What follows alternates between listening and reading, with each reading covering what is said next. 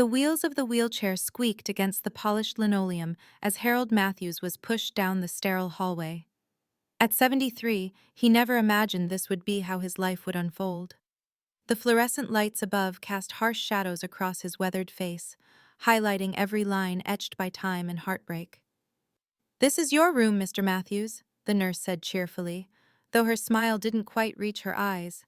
Harold recognized that look, pity mixed with professional detachment. His son Michael stood awkwardly by the doorway, hands shoved deep in his pockets, avoiding eye contact. His daughter Elaine busied herself arranging the few personal items they'd brought. A framed family photo from happier times, his reading glasses, and the watch his late wife Margaret had given him on their 40th anniversary. "It's a nice place, Dad," Elaine said, her voice unnaturally high. "The staff seems great, and they have activities every day." Harold remained silent, his eyes fixed on the window overlooking a small garden where elderly residents sat on benches, some alone, others with visitors. Just yesterday, he had been in his own home, surrounded by memories built over 5 decades. The house where he'd raised his children, where he'd held Margaret's hand as cancer slowly took her 3 years ago. "We think this is for the best," Michael finally spoke, his voice cracking slightly. "After your fall last month, we just can't provide the care you need." Harold's hands gripped the armrests of his wheelchair, knuckles turning white. "I was fine," he said, his voice barely above a whisper. "It was just a stumble. I didn't need this." The silence that followed was deafening. Harold could feel the weight of unspoken words hanging in the air.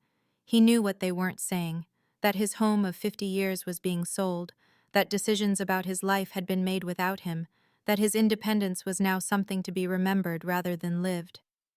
"We should let you get settled," Elaine said, placing a hesitant hand on his shoulder. "We'll visit on Sunday. Bring the grandkids." Harold didn't respond, didn't turn to watch as his children awkwardly said their goodbyes, didn't acknowledge the nurse who began explaining the daily schedule and meal times. His eyes remained fixed on that garden outside, on the residents whose families had also decided they were better off here. When the door finally closed, leaving him alone in the unfamiliar room with its hospital-like bed and generic landscape paintings, Harold Matthews did something he hadn't done since Margaret's funeral. He wept. The Matthews family home had always been filled with laughter. Harold could still hear the echoes of it if he closed his eyes. The sound of Michael and Elaine running through the hallways as children, Margaret's melodious giggle when he told one of his corny jokes, the boisterous family dinners when everyone talked over each other. That was before. Before Margaret's diagnosis. Before the treatments that drained their savings. Before the funeral that Harold could barely remember through the fog of grief. Harold had been a high school history teacher for 35 years. Not a glamorous profession, but one that had given him purpose. He'd taught generations of students in their small town of Millfield, even having the children of former students in his later classes. Margaret had been the school librarian, which was how they'd met, him searching for a reference book, her helping with that radiant smile that never dimmed, even decades later. They'd saved carefully, lived modestly. The house had been paid off years ago, and while his pension wasn't extravagant, it had been enough for the two of them. They'd planned to travel after retirement, to see the historical sites he'd taught about for years. Grand Canyon, Yellowstone, the Liberty Bell. Simple dreams, really. Cancer had other plans. After Margaret's passing, Harold had tried to maintain some semblance of normalcy. He tended to her garden, joined a grief support group at the local community center, and had weekly dinners with Michael's family on Fridays and Elaine's on Sundays. He'd babysit his grandchildren occasionally, though he noticed the invitations became less frequent after he'd forgotten to pick up his grandson from soccer practice once. Just once. The fall had happened on a Tuesday morning. Harold had been reaching for Margaret's favorite teacup. He still used it every morning, a small ritual to feel close to her. His balance had faltered, and he'd stumbled against the counter, knocking over a chair and bruising his hip. Mrs. Abernathy from next door had heard the noise and called Michael, who'd insisted on taking him to the emergency room. The doctor had found nothing serious, just the bruise and a slightly elevated blood pressure. But something in the way Michael and Elaine had exchanged glances told Harold that this incident would have consequences. A week later, they'd arrived with pamphlets for Sunnyvale assisted living. Just to look into options, they'd said. Harold had refused, of course. There had been arguments, tears, accusations of stubbornness on his part, of callousness on theirs. Then, somehow, papers were signed, decisions were made, and now, here he was, in room 237 of Sunnyvale, with its beige walls and the faint smell of disinfectant that couldn't quite mask the underlying scent of old age and resignation. Harold's thoughts were interrupted by a gentle knock on the door. An elderly woman with silver hair styled in a neat bob peered in, her blue eyes bright behind cat eyeglasses. "New arrival, eh?" she said, her voice surprisingly strong. "I'm Gladys Wilson, room 242. They put the newcomers at this end of the hall." She entered without waiting for an invitation, leaning on a cane decorated with colorful flower stickers. "You look like you could use a friend or a stiff drink. I can offer friendship, but they keep the booze locked up tight around here." She winked. Despite himself, Harold felt the corner of his mouth twitch. "Harold Matthews," he replied. "And I think I could use both." The first week at Sunnyvale passed in a blur of scheduled meals, mandatory recreation hours, and medication times. Harold found himself following the routines mechanically, speaking only when spoken to, eating without tasting, sleeping without resting. "You're not making this easy on yourself," Gladys commented during lunch on his 7th day. They sat at a small table in the corner of the dining room, away from the larger groups. "You've got to find your place here, Harold. Make it yours somehow." Harold pushed his mashed potatoes around his plate. "This isn't my place," he said quietly. "My place was sold out from under me." Gladys sighed, adjusting her glasses. "My son did the same thing after my Arthur passed. Convinced me I couldn't manage alone anymore. Maybe he was right, maybe not. But I decided I wasn't going to waste whatever time I have left being bitter about it." Harold looked up at her, really seeing her for the first time. Behind the cheerful exterior, he recognized a depth of experience, of pain weathered and wisdom earned. "How long have you been here?" he asked. 3 years next month," she replied. "Long enough to know which nurses will sneak you an extra dessert and which activities are worth the effort." She leaned forward conspiratorially. "Bingo is a cutthroat business here, Harold. Enter at your own risk." A reluctant chuckle escaped him, the first genuine laugh since his arrival. It felt foreign, almost wrong, as if he were betraying his anger by finding even a moment of levity. "There's a book club that meets in the library on Thursdays," Gladys continued. "Only 5 of us so far. We could use a history teacher's perspective." Harold was about to decline when he remembered the small library at Sunnyvale. He'd glimpsed it during his orientation tour but hadn't ventured inside. Books had been Margaret's domain, her passion. Perhaps there was some comfort to be found there. "Maybe," he conceded. That afternoon, Harold found himself wandering into the modest library. It was smaller than he'd expected, just 2 rooms with shelves lining the walls and a few comfortable chairs scattered about. But it was quiet, peaceful. As he browsed the history section, running his fingers along the spines of books covering topics he'd once taught with passion, he felt a presence beside him. "You must be Mr. Matthews," came a gentle voice. Harold turned to find a woman about his age, perhaps a few years younger, with short gray hair and kind eyes. She wore a volunteer badge that read, "Eleanor Davis, Library Assistant." "Gladys mentioned we might have a new member for our Thursday group," Eleanor explained.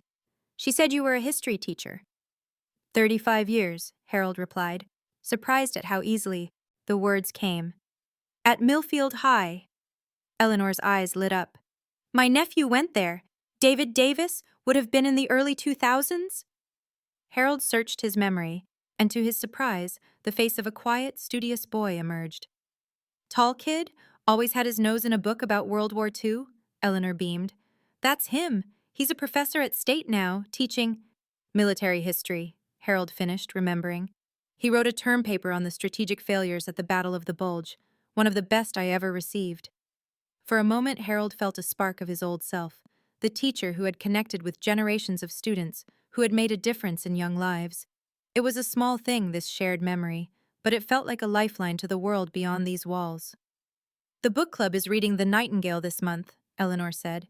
Historical fiction about women in the French Resistance. We'd value your historical perspective. Harold hesitated, then nodded slowly. Thursday, you said? Eleanor smiled, and Harold couldn't help noticing the warmth in her eyes. 3 o'clock. I'll save you a seat. That night, for the first time since his arrival, Harold didn't immediately reach for the photograph of Margaret when he got into bed. Instead, he found himself thinking about the library, about Eleanor's kind smile, about the possibility that perhaps, just perhaps, there might be small moments worth experiencing, even here. The thought brought both comfort and guilt. It felt like a betrayal to find even a sliver of acceptance in this place his children had banished him to. Sunday came, and with it, the promised visit from Michael and Elaine.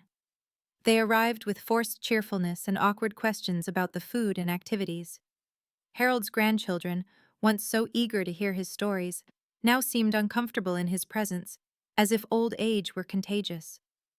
"How are you settling in, Dad?" Elaine asked, arranging a small vase of flowers on his nightstand. Harold looked at his daughter, at the worry lines around her eyes that reminded him so much of Margaret. He wanted to rage at her, to demand his home back, to ask how she could have done this to him, but the words that came out surprised even him. "I joined a book club," he said simply. The relief on their faces was palpable, as if his small step toward adaptation absolved them of their guilt. Harold wasn't ready to forgive, not yet. But as they left that evening, he found himself wondering if perhaps Gladys was right. Maybe finding his place here didn't mean accepting what his children had done. Maybe it just meant refusing to let it destroy what remained of his life. The following Thursday, Harold found himself seated in the library's reading circle, a copy of The Nightingale in his hands, listening as Eleanor facilitated a discussion about courage during wartime. The group was small, just Gladys, Eleanor, a former English teacher named Walter, a soft-spoken woman called Ruth, and a retired nurse named Sophia. "I think what the author captures so well is the different forms resistance can take," Eleanor was saying. "It's not always about dramatic acts of sabotage. Sometimes it's just about maintaining your humanity in inhumane circumstances." "Reminds me of my father," Walter commented. "He never talked much about his time in the Pacific during World War II, but once he told me that his greatest act of defiance was keeping a journal, writing down the names of every man in his unit, ensuring they wouldn't be forgotten." Harold found himself nodding. History remembers the generals and the politicians, but it's often the small acts of ordinary people that truly change the world. The others turned to him, and Harold realized it was the first time he'd spoken. He cleared his throat, suddenly self-conscious. "My students always wanted to hear about the big battles, the dramatic moments," he continued. "But I tried to teach them about the everyday courage, too. The families who hid Jewish neighbors, the secretaries who smuggled documents, the ordinary people who did extraordinary things when faced with impossible choices." "That's exactly what this book explores," Eleanor said, her eyes meeting his with what seemed like genuine interest. "The extraordinary courage of ordinary women." As the discussion continued, Harold found himself fully engaged for the first time since his arrival at Sunny Vale. He spoke about historical context, about the realities of occupied France that the novel depicted. The others listened, asked questions, shared their own perspectives. For that hour, he wasn't just a discarded old man, he was Professor Matthews again, sharing knowledge, contributing something valuable. When the session ended, Eleanor approached him as the others were leaving. "You brought so much to our discussion today," she said. "Would you consider helping me organize some of our history section? It's a bit of a mess, and with your background—" "I'd like that," Harold replied, surprising himself with his eagerness. Over the next few days, Harold spent hours in the library, organizing books, creating a more logical system for the history collection, even writing short recommendations for titles he thought residents might enjoy. The work gave him purpose, a reason to get up in the morning beyond the scheduled breakfast and mandatory exercise class. Eleanor was often there, sharing stories about her 30 years as a public librarian before retiring. Harold found himself looking forward to their conversations, to her quiet laugh, to the way she really listened when he spoke. "You never mentioned if you have family nearby," Harold said one afternoon as they shelved books together. A shadow passed over Eleanor's face. "My husband passed away 5 years ago," Cancer. I'm sorry, Harold said softly. My wife, too. 3 years ago. Eleanor nodded, a look of understanding passing between them. We had one son, James. He lives in Seattle with his family. I see them maybe twice a year. Do you miss your home? Harold asked, the question that had been burning inside him since his arrival. Eleanor was quiet for a moment. Every day, she finally said. I had a little house with a garden. Roses were my specialty. She smiled sadly. But after the stroke, even though I recovered well, James was worried, and I couldn't bear the thought of being a burden. You gave up your home so he wouldn't worry, Harold realized. Sometimes loving our children means letting them make decisions we don't agree with, Eleanor said gently, even when those decisions break our hearts. Harold felt something shift inside him at her words. Not acceptance, not yet, but perhaps the beginning of understanding. That night, as he prepared for bed, there was a knock at his door. A nurse he didn't recognize stood there, looking harried. Mr. Matthews, I'm sorry to bother you, but we have a situation with Mrs. Wilson. She's refusing her medication and asking for you. Harold followed the nurse down the hall to find Gladys sitting on the edge of her bed, arms crossed defiantly. There you are, she said when she saw him. Tell this young lady I don't need sleeping pills. They give me nightmares. The nurse sighed. Mrs. Wilson, Dr. Patel prescribed these for your insomnia. You need your rest. What I need is for someone to listen to me, Gladys retorted. Harold, you'll back me up, won't you? Tell her I'm not some child who doesn't know her own mind. Harold looked between Gladys and the frustrated nurse. He recognized the look in his friend's eyes. Not confusion or stubbornness, but the desperate need to maintain some control over her own life. Perhaps, Harold suggested carefully, there's a compromise. Could the doctor consider a lower dose or a different medication? Gladys has valid concerns about side effects. The nurse hesitated, then nodded slowly. I'll make a note for Dr. Patel to review in the morning, but Mrs. Wilson, you need to take something tonight. Half, Gladys conceded. I'll take half the pill. After the nurse left, Gladys patted the spot beside her on the bed. Thank you for coming. Sometimes I think they forget we're adults who've lived full lives, not just problems to be managed. Harold sat beside her, suddenly aware of how this small act of advocacy had made him feel more like himself than anything since his arrival. I know the feeling. You're finding your way, Gladys observed. I've seen you in the library with Eleanor. She's good people. Harold felt a flush creep up his neck. We're just organizing books. Gladys snorted. At our age, just organizing books might as well be a torrid affair. Her expression softened. It's okay to find moments of joy, Harold. Even here. Even after everything. As Harold returned to his room that night, he realized that in helping Gladys, in working alongside Eleanor, in sharing his, knowledge with the book club, he had begun to carve out a small space for himself within these walls. Not a home, never that, but perhaps a life of sorts. The thought brought both comfort and a deep, aching sadness for everything he had lost. The letter arrived on a Tuesday, exactly 1 month after Harold's arrival at Sunnyvale. It was from Millfield County Records Office, addressed to him but delivered to Michael's home and forwarded to the facility. Harold opened it with trembling hands, scanning the official language until he reached the part that made his heart stop. Final sale of property at 1423 Maple Street, Millfield. His home. Sold. The house he and Margaret had purchased as newlyweds, where they'd raised their children, where they'd built a life together, gone.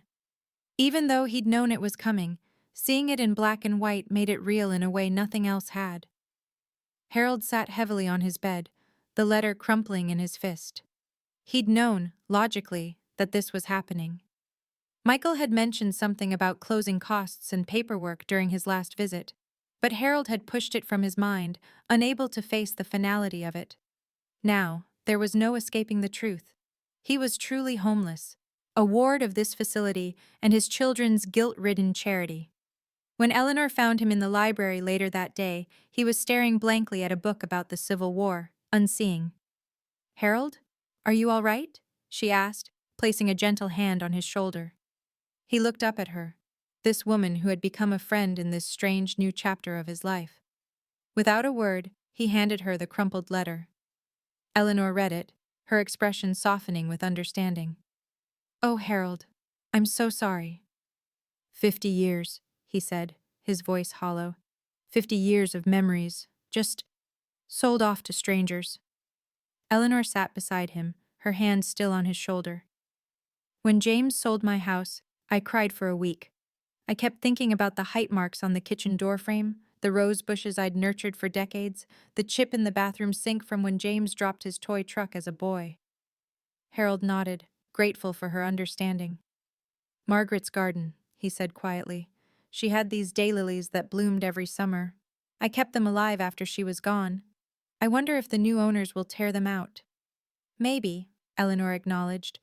"Or maybe they'll appreciate their beauty and care for them as you did." They sat in silence for a moment, two people who understood the particular grief of losing not just a house, but a vessel of memories. "I have something to show you," Eleanor finally said, standing and offering her hand. "If you're up for a short walk." Curious despite his sadness, Harold followed her through the facility and out a side door he hadn't used before. They emerged into a small, enclosed courtyard he hadn't known existed. Unlike the main garden visible from his window, this space was wilder, less manicured, with raised beds containing a variety of plants. "This is our resident garden," Eleanor explained. "Anyone can claim a section. We grow flowers, herbs, some vegetables. It's not much, but—" "It's earth," Harold finished, understanding immediately. He knelt, despite his creaky knees, and ran his fingers through the soil of an empty bed. It was rich and dark, recently turned. "This spot has been unclaimed all spring," Eleanor said. "I thought, well, if you wanted a place for some new daylilies." Harold looked up at her, a lump forming in his throat. This small patch of earth couldn't replace his home, his garden, the life he'd built. But it was something, a place to nurture life, to watch something grow. "Thank you," he managed, his voice thick with emotion. That afternoon, Harold asked Michael to bring him gardening gloves and a few tools from his shed, if they hadn't been sold along with the house. He didn't mention the letter, didn't accuse or rage. He simply made the request, as if asking for something perfectly reasonable. Michael seemed surprised but agreed readily, perhaps relieved that his father was asking for anything at all. 2 days later, Michael arrived with a box containing Harold's old gardening gloves, trowel, and pruning shears. "I found these in the shed," he said. "The new owners don't move in for another week, so I still have the key." Harold nodded, accepting the box. "The daylilies," he said suddenly. "In the backyard, along the fence. Would it be possible to dig up a few bulbs before the new owners take possession?" Michael looked startled, then guilty. "Dad, Of course, I'll do it this weekend." As his son turned to leave, Harold found himself saying, "Your mother planted those the year you were born. She said they were as orange as your hair when you were a baby." Michael paused, his back to Harold, shoulders tense. For a moment, Harold thought he might turn around, might acknowledge the weight of what had been lost. But then Michael simply nodded and continued walking. That Sunday, Michael returned with a plastic container full of daylily bulbs, carefully packed in damp soil. "The realtor let me in," he explained. "I got as many as I could." Harold accepted the container, holding it carefully. "Thank you," he said, and meant it. The next morning, Harold planted Margaret's daylilies in his small patch of the resident garden. Eleanor helped, kneeling beside him in the dirt, following his instructions on depth and spacing. As they worked, Harold found himself telling her about Margaret, how she'd loved gardening, how she'd named each plant, how she'd believed flowers had personalities just like people. "She sounds wonderful," Eleanor said, patting soil around a bulb. "She was," Harold agreed. Then, after a pause, "I think she would have liked you." Eleanor smiled, her eyes crinkling at the corners. "I think I would have liked her too." As they finished planting, Gladys appeared at the garden entrance, leaning on her decorated cane. "Well, well," she called, "look who's putting down roots." Harold looked at the freshly planted bed, at the small piece of his past now nestled in the soil of his present. It wasn't his home, wasn't his garden, But it was something that connected then to now, something that might, with care and time, bloom again. "Just a few bulbs," he replied. "We'll see if they take." But as he stood, brushing dirt from his knees, Harold felt something he hadn't expected, a tiny seed of possibility taking root alongside Margaret's flowers. Summer turned to fall, and with the changing season came unexpected developments at Sunny Vale. The facility director announced her retirement, and rumors circulated about potential changes under new management.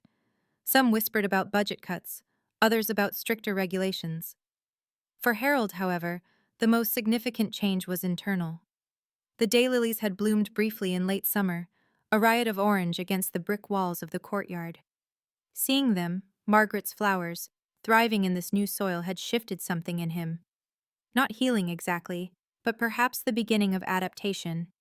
His days had developed a rhythm: mornings in the garden when weather permitted, afternoons in the library with Eleanor, evenings playing chess with Walter, or listening to Gladys's outrageous stories about her younger days.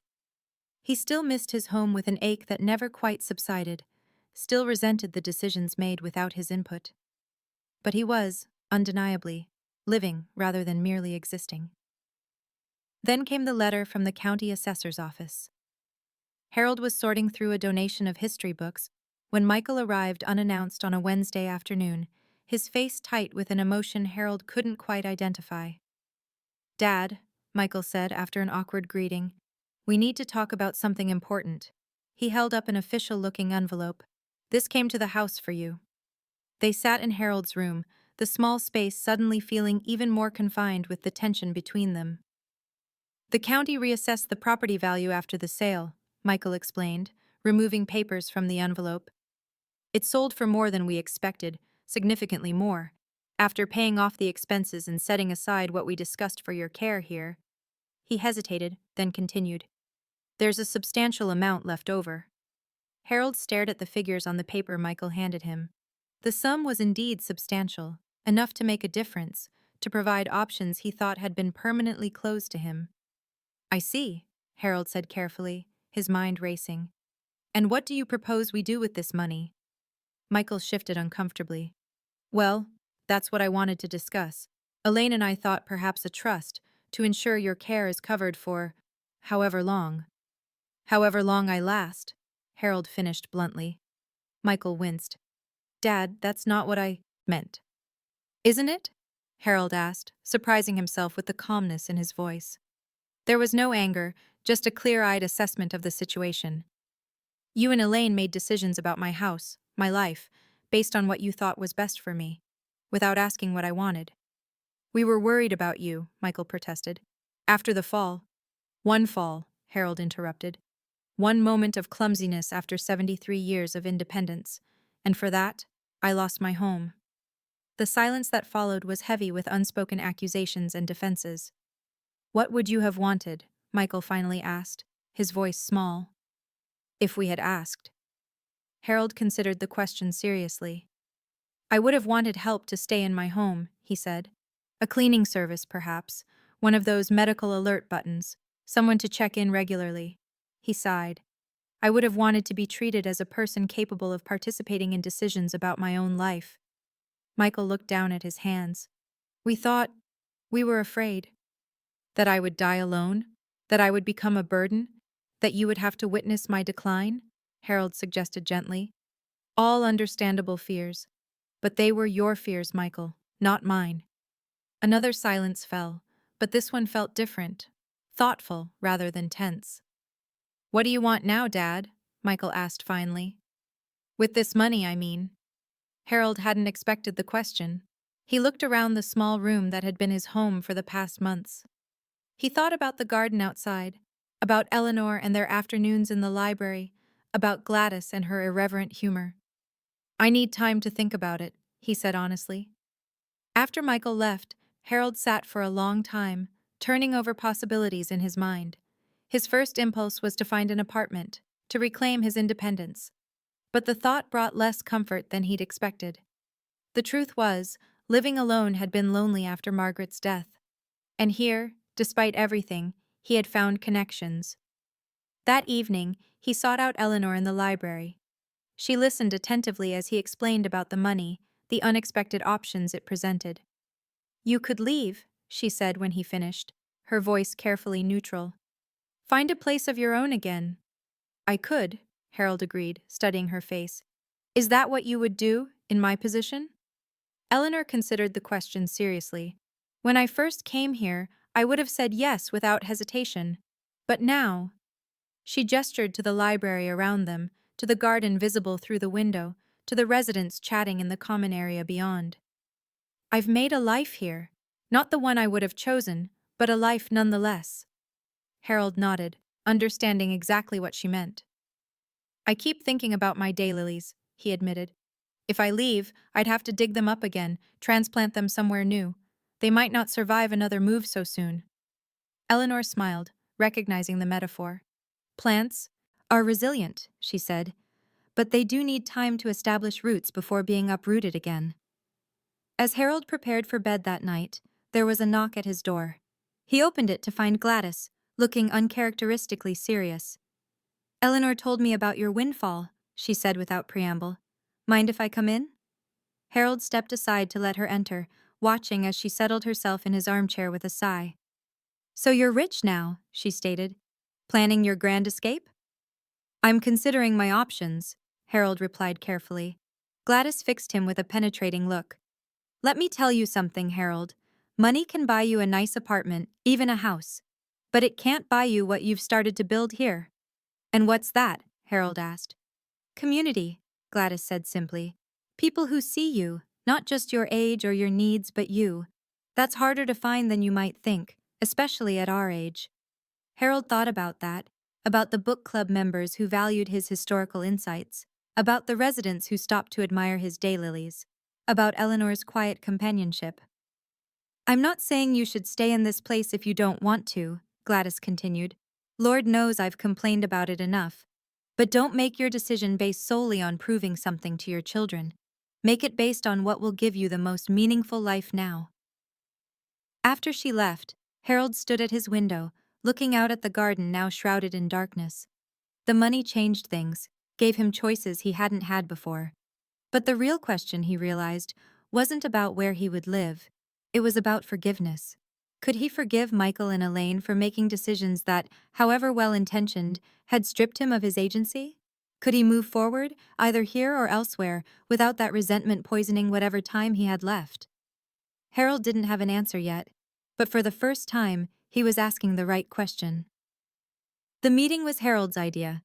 He'd asked Michael to bring Elaine, to meet him in the small private dining room Sunnyvale made available for family gatherings. Harold arrived early, arranging 3 chairs around the table, placing a folder containing the financial documents in front of him. When his children entered, their faces showed a mixture of curiosity and apprehension. They sat across from him, exchanging glances that spoke volumes about their unease. "Thank you for coming," Harold began formally. "I've made some decisions about the money from the house sale, and I wanted to discuss them with you both." Michael and Elaine nodded, waiting. Harold could see they expected accusations, perhaps demands. Instead, he opened the folder and removed a neatly typed document. "I've spoken with Mr. Levinson at the bank," he continued. "With his help, I've outlined a plan for the funds." He handed each of them a copy of the document. "As you'll see, I've allocated a portion to remain in a healthcare fund for my needs here at Sunnyvale. The remainder will be divided." His children scanned the document, their expressions shifting from apprehension to confusion. "Dad," Elaine said slowly, "this says you're establishing educational trusts for the grandchildren." Harold nodded. "College isn't getting any cheaper. I want to ensure they have options." "But this is your money," Michael protested. "You should use it for yourself, for your comfort." "My comfort?" Harold repeated. "What would that look like to you, Michael? A larger room here? More expensive clothes I have nowhere to wear? Another television?" His son had no answer. "I taught history for 35 years," Harold continued, his voice steady. "I believe in looking forward, in investing in the future. Your children, my grandchildren, are that future." Elaine's eyes had filled with tears. "Dad, we never meant to hurt you. We were scared after your fall. We thought—" "You thought you were protecting me," Harold finished for her. "I understand that now. But in protecting me, you took away my voice, my choice. That's what hurt the most. Michael looked down at his hands. We should have talked to you more, included you in the decisions. I see that now. Harold nodded, accepting the acknowledgement. Yes, you should have. But what's done is done. Now we need to decide how to move forward. Are you? Elaine hesitated. With this money, are you planning to leave Sunnyvale? Find your own place again? It was the question Harold had been wrestling with for weeks. He thought about his small room that had begun to feel familiar, about the garden where Margaret's daylilies now grew, about the library where he and Eleanor spent their afternoons. He thought about Gladys's words about community, about belonging. No, he said finally. At least, not right now. I've made connections here, started building something new. He smiled slightly. I'm even helping design a history course for the residents. Eleanor, Mrs. Davis from the library, thinks it will be popular. The relief on his children's faces was palpable, but Harold wasn't finished. However, he continued, his voice firming, I do want changes in how we move forward as a family. I want to be consulted about decisions that affect my life. I want regular visits, real visits, not duty calls where you check the box of having seen your father. And I want to be included in family gatherings, not just when it's convenient. Michael and Elaine exchanged glances, then nodded solemnly. We can do that, Michael said. We should have been doing it all along. And one more thing, Harold added. I want a key to your houses, both of you. Not because I plan to drop in unannounced, but because it symbolizes that I'm still part of this family, still welcome in your homes. Elaine reached across the table and took his hand, her eyes wet. Of course, Dad. Always. As they continued talking, making plans for Thanksgiving, discussing the grandchildren's activities, Harold felt something shift between them. Not a complete healing. That would take time and consistent effort on all their parts. But a beginning, a step toward a new understanding. Later that evening, Harold sat in the garden beside his daylilies, now dormant for the winter but still alive beneath the soil, waiting for spring. Eleanor joined him, offering a cup of tea. How did it go? She asked, settling beside him on the bench. Better than expected, Harold replied. We talked, really talked, for the first time in years. Eleanor nodded, understanding. And your decision? About staying? I'm staying, Harold confirmed. At least for now. I've spent too much time looking backward, mourning what I've lost. It's time to look forward, to see what might still be possible. Eleanor's hand found his on the bench between them, her touch warm and reassuring.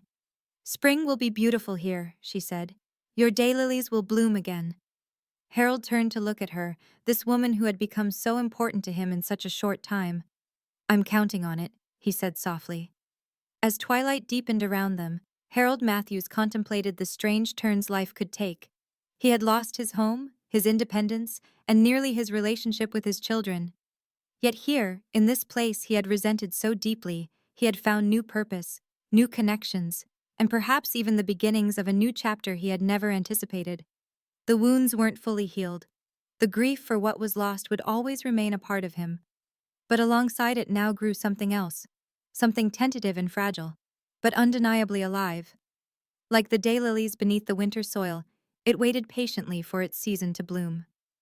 Spring arrived with a burst of color and warmth that seemed to transform Sunnyvale. The gardens flourished, residents spent more time outdoors, and a general sense of renewal permeated the facility. For Harold, the change of season brought both joy and reflection as he marked 9 months since his arrival. The daylilies had indeed bloomed again, their vibrant orange flowers a testament to resilience and continuity. Harold tended them daily, often joined by Eleanor, their conversations flowing easily as they worked side by side. His relationship with Michael and Elaine had improved steadily. True to their word, they visited regularly, real visits, with meaningful conversations and genuine interest in his life at Sunnyvale. The grandchildren came more often too, especially after Harold began sharing stories from his teaching days, bringing history alive in ways their textbooks never could. The history discussion group he and Eleanor had started had grown popular, with residents eager to share their own memories of historical events they had lived through. Harold found himself energized by these sessions, by the opportunity to continue teaching in this unexpected classroom on a particularly beautiful May morning. Harold was in the garden early, checking on his flourishing plants. The sound of approaching footsteps made him look up to see Dr. Patel, Sunnyvale's medical director, making her way toward him. "Mr. Matthews," she greeted him warmly, "your garden is looking spectacular." "Thank you," Harold replied, straightening up with a slight wince as his back protested.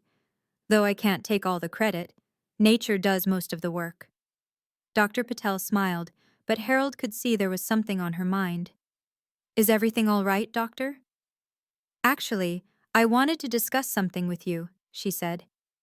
"As you may have heard, we're implementing some new programs here at Sunnyvale.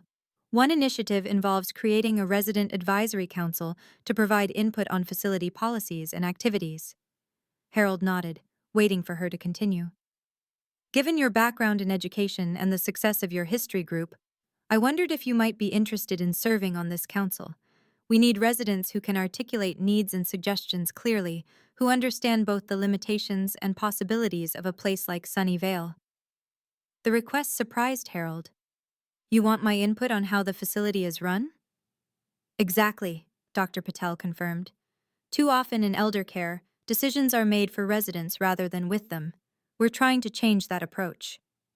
The irony wasn't lost on Harold, that the very thing his children had failed to do, this institution was now attempting. "I'd be honored," he said after a moment's consideration. "Though I should warn you, I can be rather outspoken." Dr. Patel laughed. "That's precisely why we want you, Mr. Matthews. Gladys Wilson has already agreed to join as well, so between the two of you, I expect we'll get plenty of unfiltered feedback." After the doctor left, Harold remained in the garden, contemplating this new development. There was something profoundly satisfying about being asked for his opinion, about having his experience and perspective valued rather than dismissed. Later that day, he shared the news with Eleanor as they organized books in the library. "That's wonderful, Harold," she said, her face lighting up with genuine pleasure at his news. "You'll be excellent on the council." "Dr. Patel may regret asking once Gladys and I start making demands," Harold joked. "I'm already planning to suggest longer library hours and a proper coffee machine instead of that terrible instant stuff they serve." Eleanor laughed, the sound warming him more than the spring sunshine. Over the months, their friendship had deepened into something neither of them had put a name to yet, but which brought comfort and joy to them both. "I have some news too," Eleanor said, her expression turning more serious. "James called this morning. He and the family are coming for a visit next month." "That's wonderful," Harold said, knowing how much she missed her son and grandchildren. "How long has it been?" "Almost a year," Eleanor admitted. "They came last summer, but it was a short visit. This time they're staying for a week." She hesitated, then added, "James asked if they could meet you. I've mentioned you in my letters." Harold felt a pleasant warmth spread through him at the thought that Eleanor spoke of him to her family. "I'd like that very much," he said. That evening, as Harold prepared for bed, his phone rang. The cell phone Michael had insisted on getting him after his arrival at Sunnyvale, which he'd initially resisted but now appreciated. "Dad," Michael's voice came through, sounding oddly hesitant. "Do you have a minute to talk?" "Of course," Harold replied, settling into his armchair. "Is everything all right?" "Yes, everything's fine, it's just—" Michael paused. "Elaine and I have been talking about the house. Your house." Harold tensed slightly. The house had been a closed subject for months, the wound beginning to heal. "What about it?" "The family that bought it is moving, job transfer or something. They've put it back on the market." Harold's heart seemed to skip a beat. His house, the home he'd shared with Margaret, where they'd raised their children, available again. For a moment, he allowed himself to imagine returning, walking through those familiar rooms, sleeping in the bedroom he'd shared with his wife for decades. "Dad, are you there?" Michael asked when the silence stretched too long. "Yes," Harold said, his voice steady despite the turmoil of emotions. "That's unexpected news." "We thought—" Michael hesitated again. "Elaine and I discussed it. If you wanted, we could help you buy it back. With the money from the original sale, plus what we could contribute, it might be possible." The offer hung in the air, laden with meaning. It was, Harold recognized, an attempt at atonement, a way for his children to undo the decision that had caused so much pain. "That's a generous offer?" Harold said carefully. "Let me think about it." After hanging up, Harold stood at his window, looking out at the garden now silvered by moonlight. His daylilies were visible even in the dim light, their bright blooms closed for the night, but ready to open again with the morning sun. The possibility of returning home stirred complex emotions. 9 months ago, he would have seized the opportunity without hesitation. But now, he thought about the resident council and the difference he might make, about the history discussions that brought meaning to his days, about Gladys and Walter and the other friends he'd made, about the grandchildren who now visited regularly, no longer uncomfortable in his presence. And he thought about Eleanor, her quiet strength, her kindness, the way her eyes crinkled when she smiled, the way her hand felt in his when they walked in the garden, the future that might be possible, unexpected and different from anything he could have imagined a year ago. His home on Maple Street held his past, precious memories of Margaret, of raising their children, of the life they'd built together. But it was, he realized with sudden clarity, the past. And while he would always cherish those memories, always love Margaret, always feel the ache of her absence, life had somehow continued, had, against all expectations, offered him a new path forward. The next morning, Harold called Michael back. "I've thought about your offer," he said without preamble. "And?" Michael asked, the hope evident in his voice. "I appreciate it more than I can say," Harold replied. "The fact that you would do this for me means everything. But I'm going to decline." "Dad, are you sure? This is your home we're talking about." "It was my home," Harold corrected gently. "A home I loved and where I was happy for many years. But returning there wouldn't bring back your mother, or the past, or make me any younger." "So you're staying at Sunnyvale?" Michael sounded confused. "For now, yes," Harold confirmed. "I've been appointed to a resident advisory council. I'm teaching again, in a way. I've made friends." He paused, thinking of Eleanor. "I've found connections I wasn't expecting." The silence on the other end suggested Michael was processing this unexpected response. "I think I understand," he finally said. "You've built something new there." "I have," Harold agreed. "Not what I would have chosen a year ago, but meaningful nonetheless." He took a deep breath. "Your mother used to say that life rarely turns out as we plan, but often turns out as it should. I didn't understand what she meant until now." After the call ended, Harold made his way to the garden, where Eleanor was already waiting, a book in her lap and 2 cups of coffee on the bench beside her. She looked up as he approached, her face brightening. "Good morning," she greeted him. "I brought real coffee from that cafe down the street. Gladys's daughter smuggled it in for us." Harold laughed, settling beside her and accepting the cup gratefully. "Contraband coffee. We're turning into quite the rebels." As they sat together in the morning sunshine, Harold told her about Michael's offer and his decision to decline it. "Are you sure?" Eleanor asked when he finished. "That house meant so much to you." "It did," Harold agreed. "It still does, but going backward isn't the answer." He looked at her, at this woman who had become so essential to his life. "I'm more interested in what lies ahead now." Eleanor's eyes met his, understanding and something more in their depths. Slowly, she reached for his hand, her fingers intertwining with his. "So am I," she said softly. Around them, the garden bloomed in the spring sunshine. Margaret's daylilies stretched toward the light, vibrant and alive. And Harold Matthews, who had once believed his life was ending when his children placed him in Sunnyvale, discovered that sometimes endings are merely disguised beginnings, waiting patiently to unfold. 5 years later, on a crisp autumn day, the garden at Sunnyvale was transformed with streamers, flowers, and rows of chairs. Residents, staff, and family members gathered for a celebration none of them had anticipated when Harold Matthews first arrived, reluctant and resentful, at the facility. Harold stood near the archway that had been erected among the flower beds, his best suit pressed, his silver hair neatly combed. Beside him, Michael adjusted his father's boutonniere, a single orange daylily, specially cultivated to bloom late in the season. "Nervous?" Michael asked with a smile. "At my age? About getting married?" Harold chuckled. I've faced scarier things. Like that time you brought home your high school report card with a D in history. Michael laughed. I never lived that down, did I? Never, Harold confirmed, his eyes scanning the assembled guests. His grandchildren sat in the front row, now teenagers, alongside Elaine and her husband.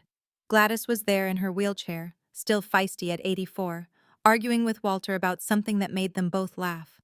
The resident council members, the book club participants, Dr. Patel, all the people who had become part of his unexpected new life. And then the music changed, and everyone turned to watch Eleanor walk toward him, radiant in a simple blue dress, her silver hair crowned with a wreath of small white flowers. Harold's heart swelled with a happiness he had never expected to feel again after Margaret's death. As Eleanor reached him, taking his hands in hers, Harold thought about the strange, winding path that had led them here. The loss and grief that had seemed insurmountable, the anger and resentment that had threatened to consume him, the slow, painful process of healing and forgiveness. The ceremony was brief but meaningful, with words about second chances and unexpected joy, about the courage to begin again even when the path forward seems unclear. When they exchanged simple gold bands, Harold's hands were steady, his voice clear as he made promises he had never thought to make again. At the reception afterward, held in Sunnyvale's dining room transformed by the staff for the occasion, Harold found a moment alone with Michael and Elaine. I never properly thanked you, he said, surprising them both. For what, Dad? Elaine asked. For bringing me here, Harold replied. I was so angry with you both. I felt betrayed, abandoned. I couldn't see past what I had lost to what might still be possible. Michael shook his head. We handled it all wrong. We should have talked to you, included you in the decisions. Yes, you should have, Harold agreed. But life rarely gives us perfect choices or perfect outcomes. What matters is what we do afterward, how we heal, how we forgive, how we move forward. Elaine's eyes filled with tears. We love you, Dad. We always did, even when we made mistakes. I know, Harold said, embracing his daughter. And I love you both, even when you drive me crazy, which is still fairly often, he added with a wink. Later, as the celebration continued around them, Harold and Eleanor slipped away to the garden where their relationship had first blossomed. The daylilies were mostly dormant now, preparing for winter, but a few late bloomers still offered splashes of color among the autumn foliage. Mrs. Matthews, Harold said, savoring the sound of it. How does it feel? Eleanor smiled, the same smile that had first warmed his heart in the library years ago. Like coming home, she replied simply. Home. Such a complex word, Harold thought. Once, it had meant only the house on Maple Street, the life he'd built with Margaret. Now it meant something different, not a place, but a feeling, a sense of belonging, of purpose, of being truly seen and valued. As they stood together in the garden, they both loved, surrounded by plants they had nurtured together, Harold reflected on the journey that had brought him here. The painful uprooting from his home, the transplanting to soil he had initially rejected, the slow, tentative process of putting down new roots, of finding nourishment in unexpected places, of growing toward the light despite the shadows of loss. What are you thinking about? Eleanor asked, noticing his contemplative expression. About how life surprises us, Harold replied. About how what seems like an ending can become a beginning. About how sometimes our children make mistakes that turn out to be unexpected gifts. Eleanor nodded, understanding as she always did. And about Margaret? She asked gently. Yes, Harold admitted. About how she would approve of all this. Of you. Of us. I wish I could have known her, Eleanor said, squeezing his hand. In a way, you do, Harold replied.